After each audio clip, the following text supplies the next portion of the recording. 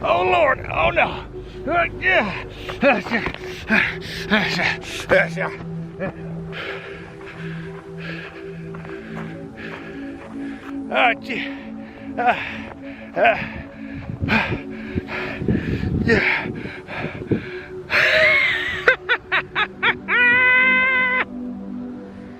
After 32 years of hoping and searching, I finally found you, the Mauve. It's been a long time, Hoss. You look weathered.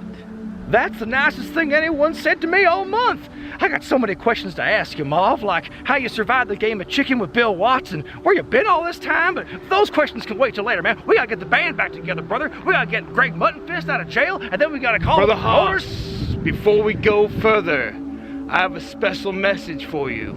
One I've waited so long to say. Well, hell, brother, spit it out. I'm here to tell you about Raid Shadow Legends. What? It's the hottest mobile RPG out there, now with the new Doom Tower update. What is happening right now? Are we in a commercial? The Doom Tower is home to 2 new bosses, Astrenix the Dark Fae and Bomo the Dreadhorde. There's new secret rooms to discover and new artifact sets to win, not to mention all the big events and tournaments. Oh yes, and we mustn't forget about the Dwarves faction. An ancient race from the time of creation, the Dwarves are gathering an army to march to the surface and join the fight against darkness. If you want to get a huge head start in Raid, all you have to do is hit the link in the description or scan the QR code and you'll get an epic hero Chinaru, 200,000 silver, 1 XP boost, 1 energy refill, and 1 ancient shard so you can summon an awesome champion as soon as you get in game. And there you have it, Brother Hoss, my ultimate message. Oh, you son of a bitch, Mauve. This is Shreveport 83 all over again. You always try to steal Big Hoss's thunder. Well, not today, Skippy. Hello, it's for you. Hey! Too late, achieved enlightenment. Bye! Yeah! Where'd it go? Where'd it go?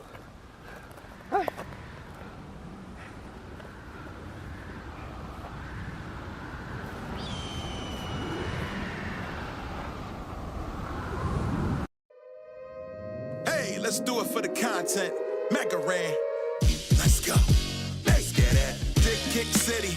It gets gritty when Mega Ran come through. The kid gets busy. Work yourself into a shoot, but you know it's legit. Like what you like, just don't be a dick. Hey, wrestling with regret. Let's get it. Yeah. What's that set? Maybe you should bottle it. Drink it and spray it on. Get Claude to model it.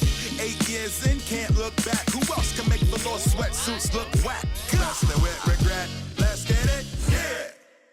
Because I am both a masochist and a completionist, I suppose the time is right to finally review 2010's Ultimate Deathmatch 3. It's the latest in our favorite terrible film series documenting a badly produced outlaw wrestling tournament that promises millions of dollars to the man who kills his final opponent. The first one took place at a rock club in Longview, Washington, the Squeak Wolf at Danny Davis Arena in Louisville, Kentucky. Then the third and final installment bounced back to the Pacific Northwest, more specifically, some warehouse in Portland, Oregon. That's right, this was filmed in my hometown. What a wild coincidence that is. But let me tell you, there's not going to be anything else about that little factoid that's going to have any bearing on this review. Nothing at all. UDM3 features some familiar faces from the first 2 flicks, along with a slew of new ones, all of whom will come and go so fast you'll say, wow, what was the point of them being there at all? And you won't believe this, folks, but I actually have in my possession a copy of the original UDM3 script. It was sent to me by a wrestler who was involved in the movie and who somehow, over a decade later, still had that email in his inbox. I won't go into every grammatical or spelling error in this thing, of which there are many, but what's especially fascinating is just how much wild and outlandish shit writer, director, and star Sean Kane envisioned, but ultimately cut from the final picture, whether it was cut in a later draft, or they couldn't afford it, or the wrestlers involved probably just outright refused to do it because, well, I'll pull up a few examples as we move along here. Maybe you'll understand what I'm saying. So let's get this shit over with. Time to look at Ultimate Deathmatch 3. The movie opens up on the guy we saw at the end of the last movie, but at least now we can finally hear him. I thought I discovered a way to accumulate huge amounts of cash very quickly, very easily, with very little effort, and of course, legally, which is really the appeal for a man such as myself. Ugh, we get it. You're a bad guy. Lay it on a little thick, why don't you? The only three things we learn about Randolph Lamb in this film are that he's rich, he loves doing sketchy business, and he wants a piece of the UDM action. In this world, despite all visual evidence to the contrary, Ultimate Deathmatch is an obscenely popular and lucrative enterprise, with tens of millions watching this underground fight club that remains on the run from authorities all the time. I'm starting to think this series must be Sean Kane's commentary on how we as a society sometimes prop up criminals and make them folk heroes and celebrities. This feels like a big ripoff of the plot to the Saints Row games, but this is done way worse. I mean, this movie doesn't even have any graphics. Anyway, smug British guy here wants to make some kind of deal involving UDM that will make him very rich. Here we see Lamb negotiating with Kevin Nash, in a scene where there's less eye contact between them than there are moves in a Kevin Nash match. This deal is going to be worth hundreds of millions of dollars. The question is, can you get Jake Reed to sign up to it?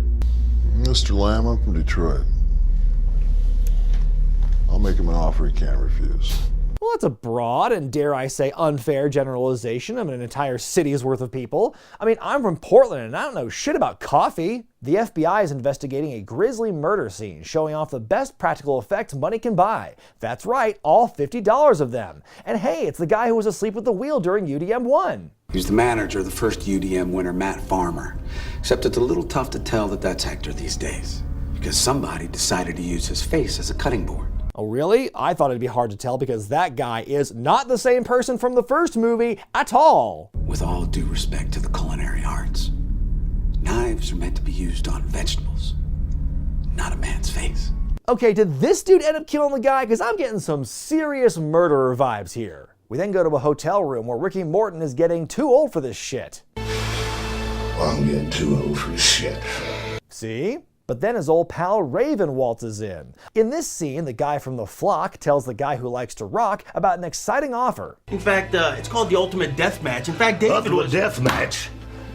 That's what killed David, and 40 million people watching Jake Reed, that son of a bitch. David is the real name of Kid Cash, who was killed off in the last movie. Raven tells Ricky to enter and win the tournament to get revenge for David because of their history together. And while at first I thought that line was just some random Sean Kane screenwriting bullshit, it turns out it's actually true. Cash was in fact trained by and teamed with Ricky Morton. It only took 3 tries, but we finally got a hero with some decent motivation. And then a scantily clad woman wakes up in Ricky's bed, because what else is Kane gonna do with a woman in these films? Give them meaningful dialogue or something? I know you, Raven. You should give me a call sometime. We finally see the UDM arena, or a 6-year-old's interpretation of what NXT 2.0 looks like. Here Shane Douglas is back after his loss in Louisville and is going for it all once again, with the help of the living legend himself, Larry Zbyszko. Oh shit, wait, here comes the Pope. Elijah Burke?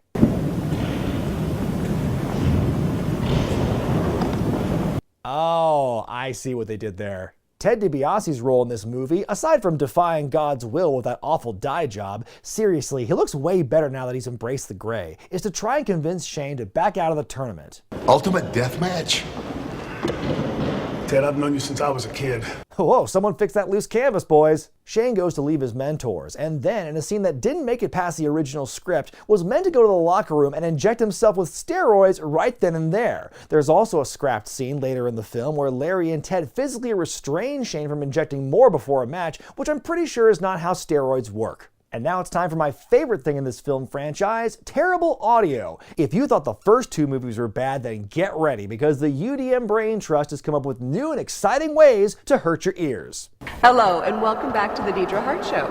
I am sitting somewhere in the Portland region where UDM will take place. It seems that most of this movie was shot in a building with the absolute worst acoustics, and as you can hear, the audio equipment they have is not up to the challenge. As the film goes on, though, they'll try to fix this issue in increasingly hilarious ways. Anyway, I want to remind you this scene is of a talk show promoting a secret fight to the death.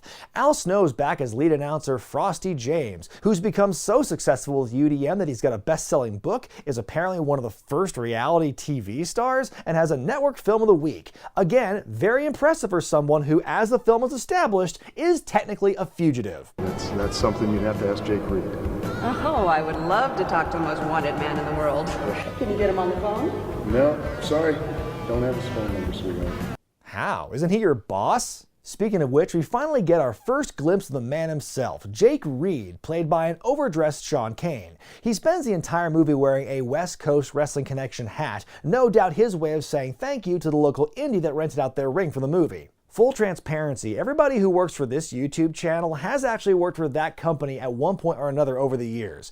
And no, we're not proud of it either. Anyway, this brief scene establishes that Doc, the eye patch guy from the first movie, and Melissa Coates from the second movie have both been killed off screen, and that Kevin Nash was the last person to have seen them alive. So where's Big Sexy now? Why, just having a bone with April Hunter while they both still have their underwear on. Suddenly, I don't find that scene of them rubbing faces in the last movie to be nearly as awkward.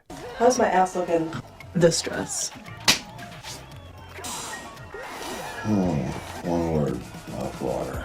Nash mumbles his way through these scenes that are devoid of chemistry and are being recorded by the lousiest audio team in 10 states, so let's just say this is not a joy to get through. But it's all worth it for this moment right here. I'm gonna go get naked. In the end, he's just one of us. But things swiftly escalate as suddenly Jake Reed is there and has April held at gunpoint. And wow, Nash is really unfazed by this. Hey, Kev. Got a few questions for you. Hoping you can answer them. Look at this man. He's supposed to be acting all chill and James Bond and shit, but he's making the same face that I do when I want to make a sandwich for lunch and then I find out we're out of bread. Nash denies having any knowledge as to what happened to Doc and Melissa, or at least I think he does, because that guy needs to enunciate. I haven't seen him. Hey, Jake, you got spies in this? What the hell's going on, man? Hello, there's an apparent microphone scarcity in Portland and you're being drowned out by the dullest keyboard music in history. Speak up! I have to point out that the original script had April naked in this scene with the gun in her mouth, all while Nash calmly pours a glass of wine for himself and then one for Reed. Yeah, good luck getting them to go with that stage direction, bud. Oh, and guess who you're never seeing in this movie again?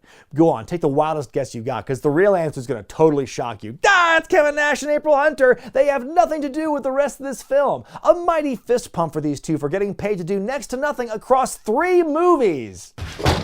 Great, you're here. We're ready to go, boss. But you entered the office with him. He got here before you got here. According to Evil British Man, Reed was, quote, too slippery for Nash to handle, hell of a write-off, so he meets with the UDM mastermind himself. Jake Reed. It's Randolph Lamb, promoter of all things great.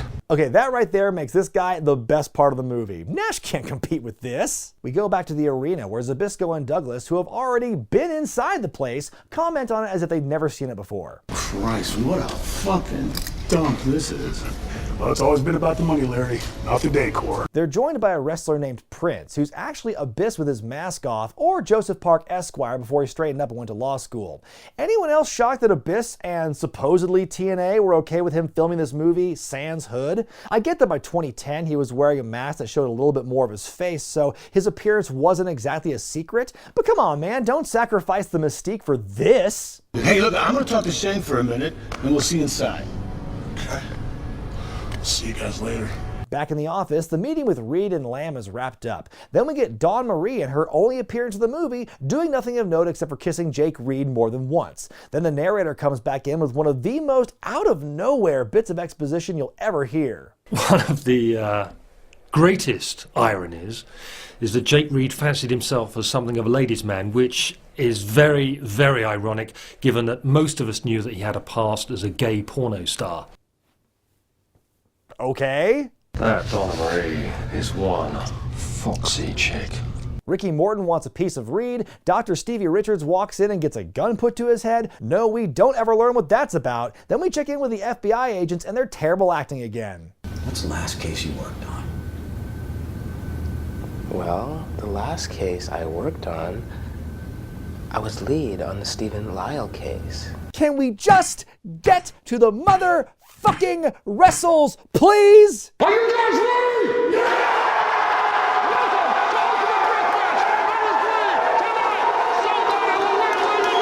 It is echoey as shit in there. Good luck hearing anything from OVW's Dean Hill, who's back to do commentary alongside Frosty James. And joining them for this part of the show is one of wrestling's newest villains, Tommy Dreamer. I gotta tell you, a lot of these guys are making a mistake. Honestly, Tommy, everyone in there is making a mistake by being involved in this movie. Speaking of the announce team, this is the third movie in a row where Brutus Beefcake was credited or at least written into the script as a member of said team, though number 2 is the only one he actually appeared in, and in that one, absolutely none of his commentary made it into the final cut. If there's one thing I've learned from watching all these movies, is that Sean Kane fucking loves him some Barber. Suddenly, a wrestler named Gentleman George Michael storms the ring and brings the rest of the local worker brigade with him. George and Jake Reed are shouting something at each other, but we'll never know what because that boom mic pointing into the ring is most certainly not on. I'm not sure what this is all about, but something is definitely unfolding in front of us. There seems to be a heated conversation. Ricky Morton gets in the ring and tells Reed that all these wrestlers deserve to be in the tournament. Yeah, wait, the one that you're upset that your friend died in? Anyway, Battle Royal. The announce team is going in blind and has no idea who anyone is in this thing save for Morton. Azul Angels called This Kid in the Blue. DeFool the Butcher and Sideshow are the Ayatollah guy and the weird freaky guy. And Gentleman George is the dipshit in the jeans. Seriously, why was he the only one in street clothes? It's down to Morton and the two best guys from the first movie, Bolo and Dash Venture.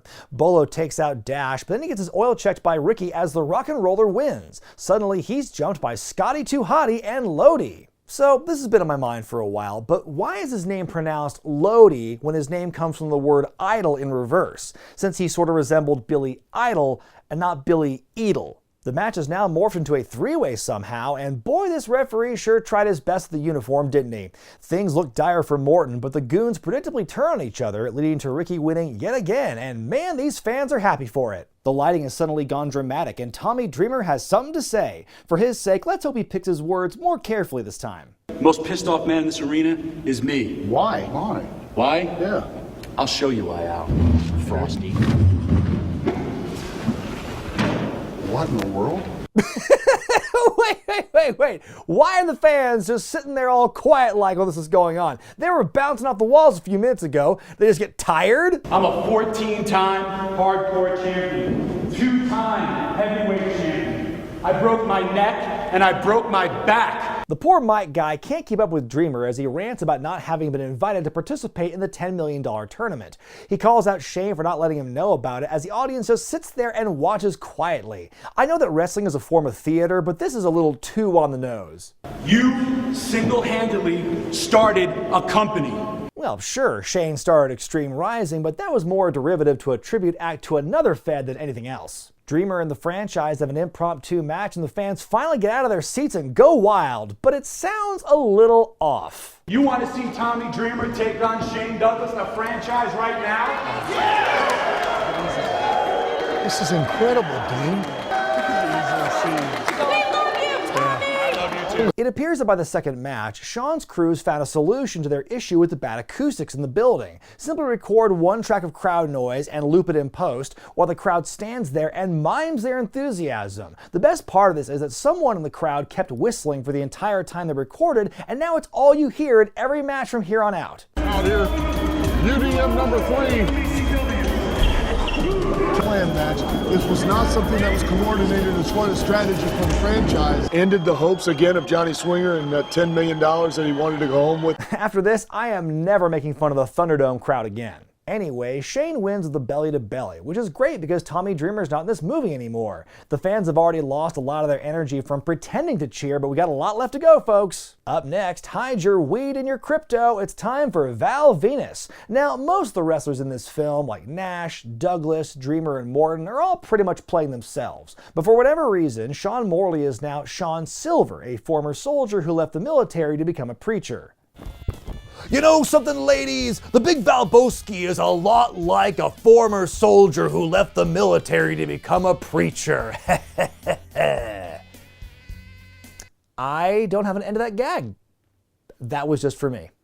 Here he's taking on Johnny Swinger, who was given the pointless backstory of being a former cop, but at least he still got to be Johnny Swinger. Man, movie, let the wrestlers be themselves or don't, just keep it consistent. Val and Johnny's kayfabe wives are on hand for this show because who wouldn't want to stand by their man and possibly watch them die in the ring in their pursuit of money? They're way overdressed for this occasion and start bickering with each other as the match goes on until they start fighting and security has to break them up. Well, you can't blame them, Dean. Look at both of the men's chew toys have went down in flames, and now these women are looking at it. What was that?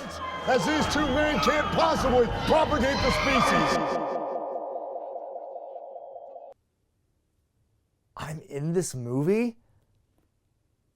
I'm in that movie? How? What? It's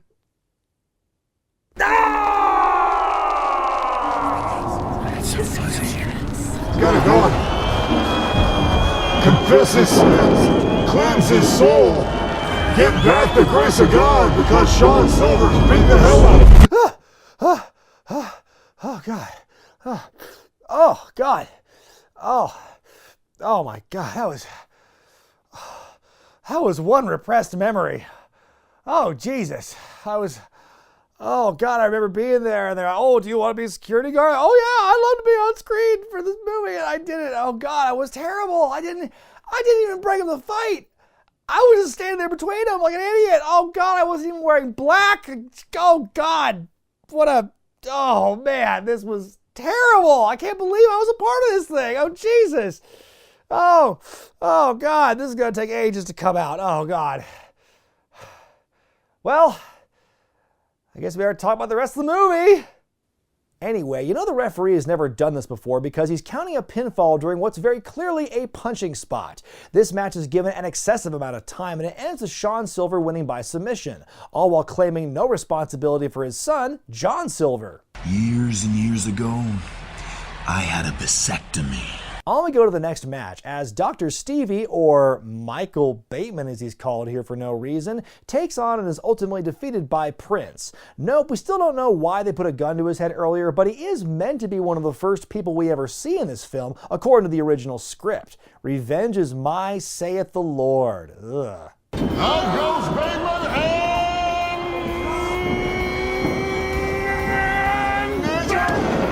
Jake Reed is so happy his monsters won that for a brief moment he forgets what he's called.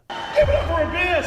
Yeah! Reed then commands Prince to defeat and or kill Ricky Morton in the next match, which happens immediately. In less than a minute, Morton is knocked out with a loaded fist and loses the match, failing to get his revenge. So for the third time in a row now, the most interesting character in the movie has either been eliminated in the semifinals or has died in the final round. Cause God forbid we have something positive to look forward to here. Though it is a better send-off than what was in the original script, in which a defeated Morton sits in his car and then shoots himself in the head. Seriously, Sean Kane, what the fuck? By now, the constant whistling is nestled comfortably into my brain as we get ready for the next semifinal, Franchise versus Silver. It goes for about 3 uneventful minutes, Shane wins clean again. Whee, what drama. In our next scene, Papa Ted has a heart-to-heart with Jake Reed about salvation. You know, movie, there's still time to turn evangelical by the end, and if you do it right, you might keep my curiosity up. But is that just the point, Jake?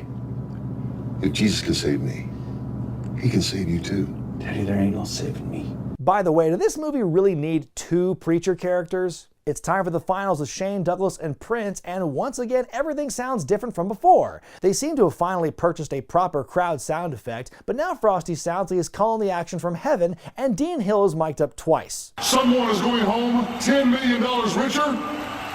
The other man goes to the morgue. Focus more. Got himself support group with Larry Zbyszko and Ted DiBiase, 2 incredible legends. We get about 9 uncut minutes of wrestling action involving a table and a lot of trips to Dick Kick City. Shane spends what almost feels like another 10 choking the life out of Prince with the belt as DiBiase pleads with the franchise to stop. Meanwhile, the announcers cannot shut the fuck up. He's got a sister. The eyes. The life draining out of the big man. Yep, you can see the eyes bugging, the face turning purple. Finally, Prince has died and Shane is the winner of the tournament, and the music gets all sad and introspective. DiBiase looks bummed, but the man is no snitch because the guy could have called the cops eons ago. I want to be an ultimate deathmatch fighter. I want to kill someone. Oh no, only now have I seen the error of my ways, which I will now express with this blank stare. Oh no. But seriously, that's the moment you realize there's lasting societal consequences to this tournament being a cultural phenomenon? Like it never crossed your mind until this moment? Jake and his female companion are smooching, which of course they are, and are ready to escape, when the FBI agents finally show up. It would have been nice to get some of those scenes of them following the trail as the script indicated. Then again, if I have to hear these guys talk any longer, I'm gonna have to rip my eyes and ears off with my bare hands. FBI. Pff, wow, just how ineffective are these agents to get outrun by holy shit! With less than a minute to go in the movie, we have our dramatic finale on the roof. Based on what this script says, we're in for a terrific fight scene that leads to the arrests of both Jake and Frosty. Stop, Jake! Or Jake just gives up after running 10 feet, then Lamb speed reads through his final line to take us home. There wasn't a single one of us that didn't say unanimously, good bloody riddance. Now, gentlemen, since I'm not charged with anything and I'm here voluntarily and you have nothing against me whatsoever, I would like to end this interview and go home. What a miserable end to a miserable trilogy. You know, there's a reason that I blocked that memory out of my mind for so long of being in this thing, and why I kept it buried so deep into the recesses of my mind for as long as I did, because as we were filming that day, even then I knew, even before I even knew what Ultimate Deathmatches Parts 1 and 2 were, I was looking at this and I knew, we all knew, that this movie was going to be hot garbage. This crew had 3 attempts to get at least one aspect of production right, and they struck out every time. For every flaw found in the first movie, there were 2 or 3 new, different flaws in the second, and so on with the third. If it wasn't the location, it was the lighting, or the camera work, or the audio, or the acting, or the writing, especially the writing. In the end, the wrestling itself was the most consistent thing about these movies. Sean Kane tried so hard to inject the freaking wire into this trilogy, but every idea that actually ended up in his movies were half-baked at best and laughable at worst. Considering how seriously these folks played their roles, I really doubt this was meant to be satire. But even so, I couldn't help but laugh at all the things that went wrong in these movies. Except for Jake Reed's lazy arrest and the Bolo Venture feud, surprisingly, I don't think a single story thread in this entire trilogy was resolved. What exactly did Kevin Nash have to do with Ultimate Deathmatch or Reed? What role did Doc play in all this, and why was he murdered? What was the point of Dawn Marie or Raven even being there?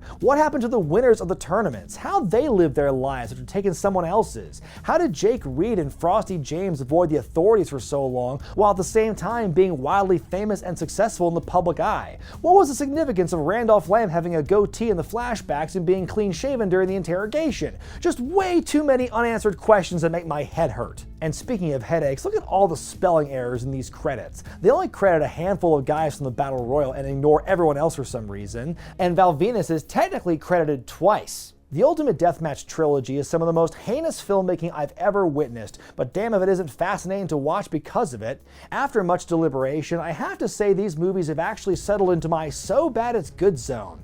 That being said, I still feel bad for everyone who worked on it, except for Sean Kane and myself, because God, what was I even doing out there? I'm hideous! So finally, after 3 movies of bullshit, can I find out who sent them to me? If it's not the H-Man, then I got nothing. Be careful what you wish for, mate. You just might get it. What? Big Hoss McGraw? What's the meaning of this? No, I'm not Big Hoss McGraw. I'm the Annihilator. Who?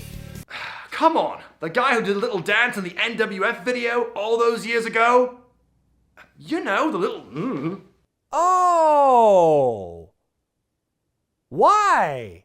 Why? I sent you those DVDs to get back at you, you idiot. 8 years you've been doing this channel, and I'm still the only side character you've never used more than once. Donnie Bass has been on more than me, and I'm pretty sure you hate him. What's up? Well, I am done living in obscurity while that space cadet Big Hoss stole my mask and my glory. The Annihilator will no longer be forgotten, and as far as I'm concerned... Get out of here. God, you're boring. No wonder you got written off. Well, that was disappointing. You're telling me I wasn't even supposed to be in this video until Al Snow didn't complete his fucking cameo?